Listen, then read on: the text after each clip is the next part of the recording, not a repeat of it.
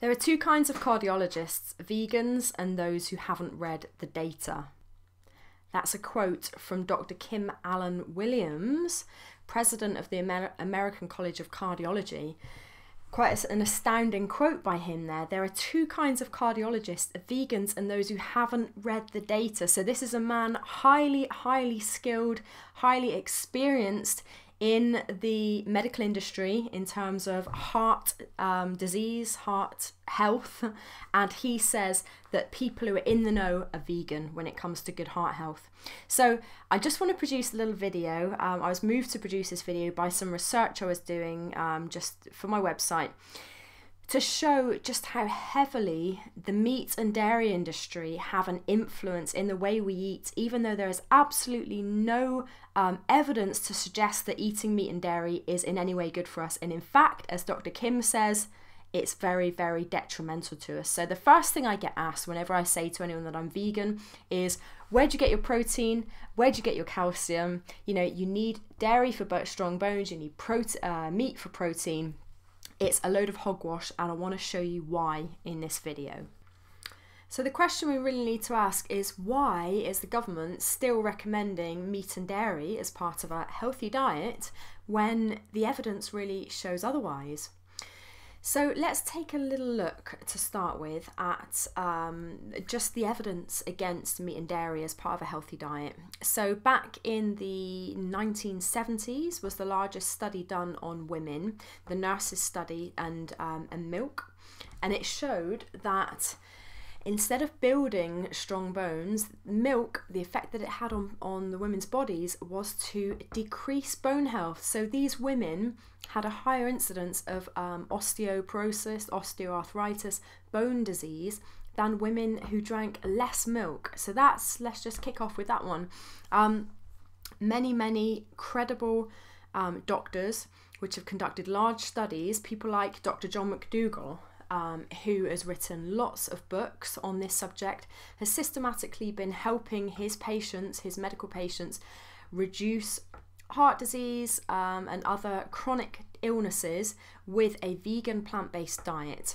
So with his McDougall program, dietary program, and he's written a newsletter here. When friends ask, why don't you drink milk? Nutritionally speaking, dairy foods are essentially liquid meats, but worse because people drink milk and eat cheese guiltlessly, often thinking milk makes my bones unbreakable, helps me lose weight and makes my skin as soft and beautiful as a baby's tush. In their haste to sell products, the dairy industry has created an obsession over calcium that has become, in effect, a major contributor to the suffering and death of more than 1 billion people annually. Wow, on planet Earth, from diseases of overnutrition, obesity, heart disease, stroke, arthritis, and diabetes. Yeah, I came to the conclusion that starches, vegetables and fruits were ideal for human nutrition. I then asked myself what would be gained by adding other food categories, dairy, meats, poultry, fish, free oil, sugars, etc. to this elemental foundation. In the case of dairy foods, I quickly eliminated the calcium advantage because nature packaged her foods so efficiently that developing a disease due to calcium deficiency is nearly impossible on a diet of plant foods. So there we go. So that's Dr. John McDougall. Let's have a look what Dr. Neil Barnard has to say. So Dr. Neil Barnard, I've got a lot of respect for this guy. He wrote the foreword to my book, actually. I was really pleased to have him as a contributing writer.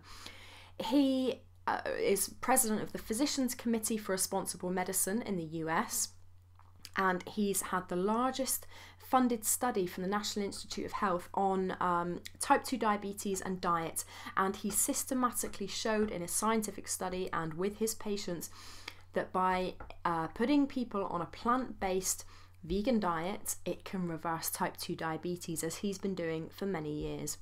I remember when I worked in the NHS in medical research, then this type of stuff was laughed out of the research areas. A number of doctors came to me, or came to us, with proposals to use a fruit and veg based diet to reverse diabetes. One doctor in particular was having really good trials with this in his home country in India and wanted to trial it over here, and it was just left out of the committee rooms.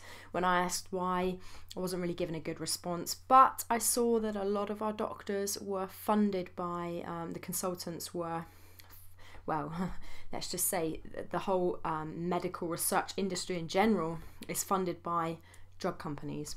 So that was my own experience. But let's see what Dr. Neil Barnard has to say. Meat consumption and cancer risk. The World Health Organization has determined that dietary factors account for at least 30% of all cancers in the Western countries and up to 20% in developing countries. One of the most noticeable findings between diet and cancer were that people who avoided meat were much less likely to develop the disease. Large studies in England and Germany showed that vegetarians were about 40% less likely to develop cancer compared to meat eaters. And now everything he says here is accredited to a scientific study. So I will leave the link to this report here so you can reference it and have a look. What else does he say? Okay, so carcinogenic compounds in cooked meats, HCAs, heteroclitic amines, were produced during the cooking process of many animal products, including chicken, beef, pork, and fish. Even meat that is cooked under normal grilling, frying, and even oven broiling may contain significant quantities of these mutagens, and these are linked to cancer. They form carcinogenic compounds. Okay, so meat and breast cancer. Countries with a higher intake of fat, especially fat from animal products such as meat and dairy products, have a higher incidence of breast cancer. In Japan, for example, the traditional diet is much lower in fat, especially animal fat, than the typical Western diet, and breast cancer rates are low.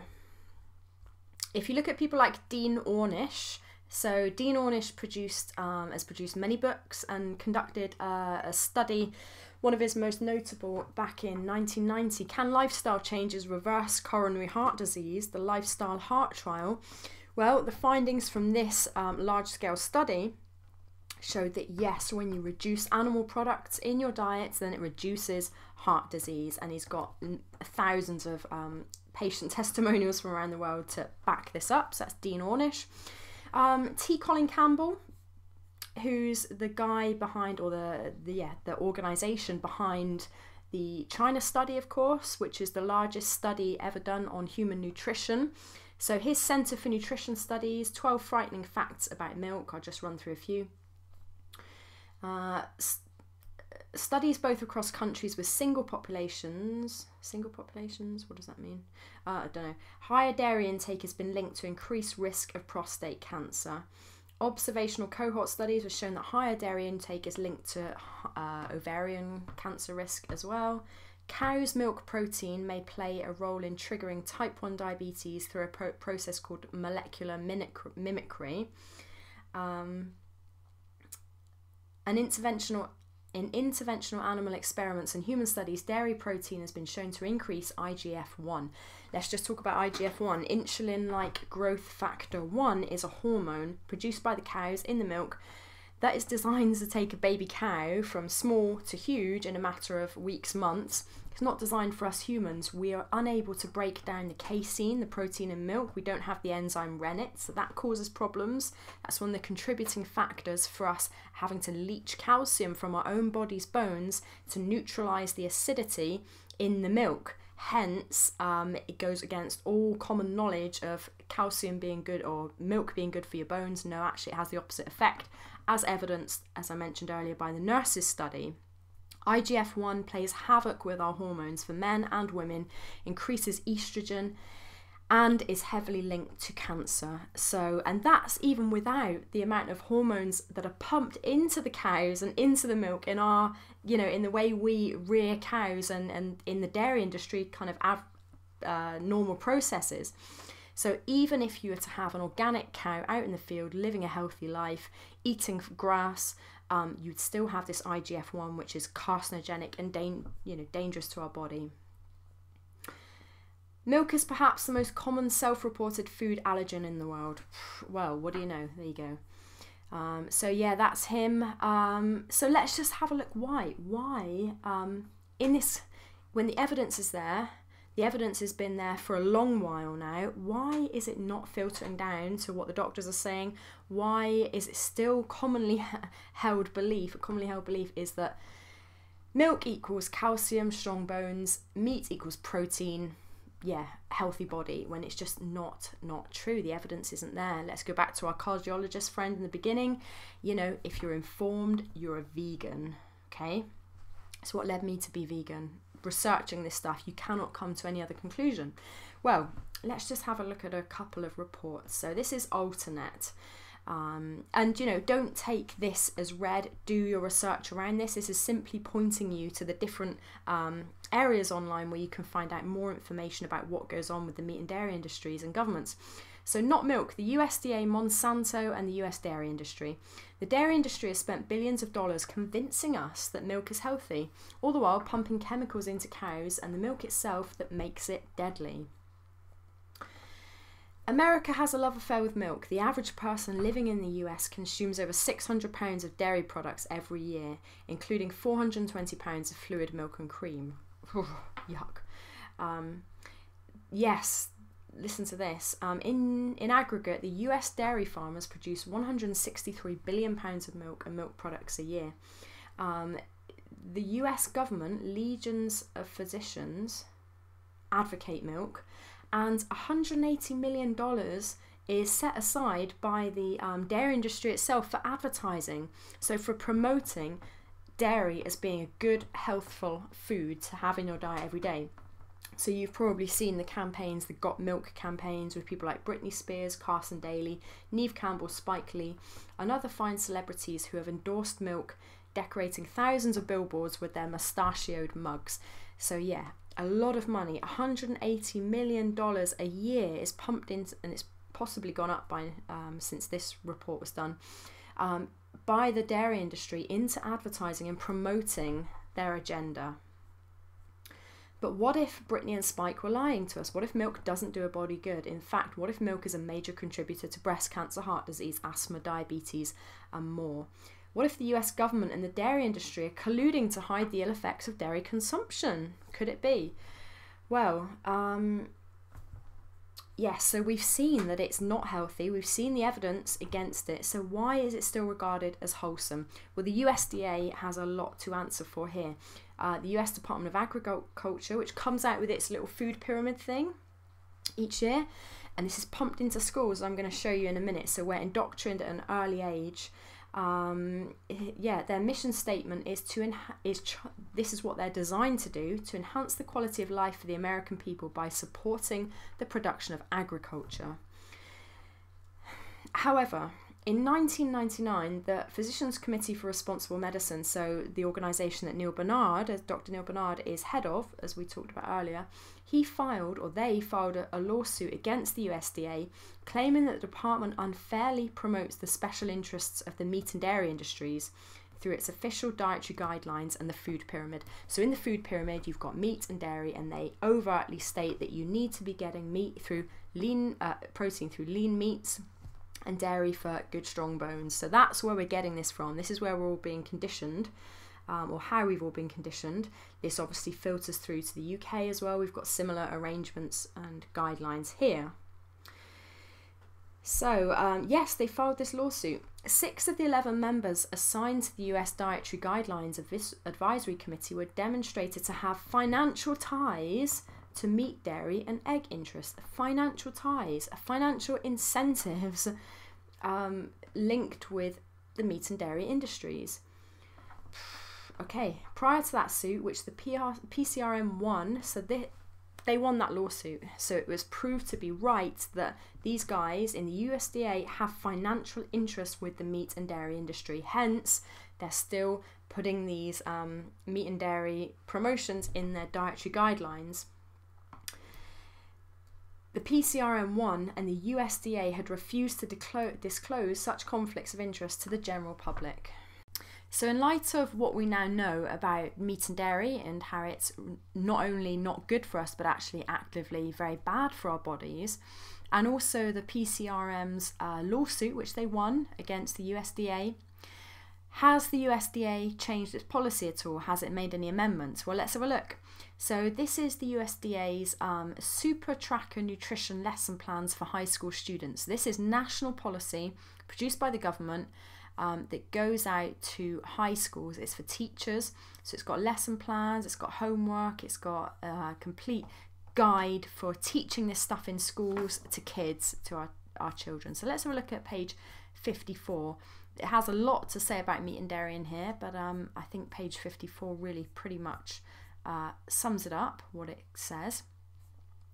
So it's got lots of like menus and how to work out your daily nutritional requirements and things. So it's very, very interactive. It's very, very detailed in what it produces. So yes, it talks about dairy. Page 54, consuming dairy products provides health benefits, especially improved bone health. So the answer is no, they haven't changed their policy. Sticking on with the same pat response that dairy is good for bone health, that they've been brainwashing us with for many years now. Foods in the dairy group provide nutrients that are vital for health and maintenance of your body. These nutrients include calcium, potassium, vitamin D and protein. So they don't actually mention anything about the fact that studies show that people who drink milk actually have poorer bone health and more incidences of osteoporosis and arthritis. Carries on, the health benefits. Intake of dairy products is linked to improved bone health and may reduce the risk of osteoporosis. It's especially important to bone health during childhood and adolescence when bone mass is being built. So, you know, yep, let's get in there, indoctrinate the kids at an early age, pump our children full of unhealthful, disease-producing chemicals that are found and hormones that are found in milk. So there we go, that's the USDA. Hasn't changed its policy at all. So yeah, this is going out to schools across the US and being taught in schools every day of the week, no doubt. And we have similar programs over here in the UK. So let's just finish off with what the PCRM says about the extent of government support for meat and dairy. And well, it talks about agricultural subsidy programs. So the USDA supports agricultural producers through a variety of programs. They tend to favour, either directly or indirectly, the production of unhealthful foods. These are the same foods that are implicated in the diseases that have steadily increased over the decades and now impose a significant burden on Americans. So what do they subsidise? Well, here's what they don't subsidise. Specialty crops. The USDA refers to fresh fruits and vegetables as specialty crops. Specialty crops do not receive subsidies. In fact, farmers who participate in commodity subsidy programs are generally prohibited from growing fruits and vegetables on the so-called base acres of land for which they receive subsidies. So here's what they get their money for. Corn and soybeans are largely used as animal feed for production of meat, dairy products and eggs, either domestically or for export. So those are the crops that are supported and subsidised, including barley, oats, notably waste materials from other crop processing, including cotton production and corn milling for ethanol, are also fed to animals. So basically, the farmers are subsidised with meat, dairy and feed for meat and dairy. Anything else, so if you want to grow fruits and vegetables, that's classed as a speciality type food and are not subsidised whatsoever and actually prohibited from growing fruit and vegetables on the subsidised land, which is, yeah, so there we go. How else, or what is the extent of this subsidy? What does it actually involve? Well, direct payments. So if a farmer is thinking, right, shall I become a dairy farmer or a fruit and vegetable farmer, arable farmer? Well, you're going to get a lot of money, a direct payment to establish your dairy and genetically modified, often crop farm. Or fruit and vegetables, no support, sidelined, bullying, prohibited to grow on certain areas. Yes, very risky and no subsidy. what do you think the farmer's going to tend to go for? That one, obviously, the meat and dairy subsidised ones. So they get direct payments, they get counter-cyclical payments. These are intended to compensate producers when the price of commodity crops drops below targets set by Congress. So they don't need to worry. If the price drops, they still get their money. Same with dairy subsidies. So yeah, and typically those counter-cyclical payments are $1 to $4 billion annually. $4 billion. Dairy subsidies are $5 billion between 1995 and 2009. This includes emergency supplemental market loss payments of £1 billion to compensate dairy producers for low prices. So if the price of dairy goes down, if there's a sudden drop in sales, then the market is buoyed up by this government cushion fund that comes in to artificially buoy the market up. So a bit like, you know, the housing industry, which was propped up and then eventually crashed. The meat and dairy industry and the food industry is the same. Meat and dairy is promoted heavily, propaganda, it's funded heavily, so it's artificially buoyed up. We're brainwashed from an early age to believe that meat and dairy is a necessity for our good health. So it's all based around propaganda in its most brilliant and dangerous form, really. So yeah, there we are. Direct support for livestock businesses, federal purchase programs. So yeah, the federal government provides additional support to livestock and crop producers by purchasing agricultural products for use in the National School Lunch Program, the Special Supplemental Nutrition Program for women, infants and children. So basically, when a woman's in hospital pregnant, she gets a nice little pack promoting dairy propaganda, you know.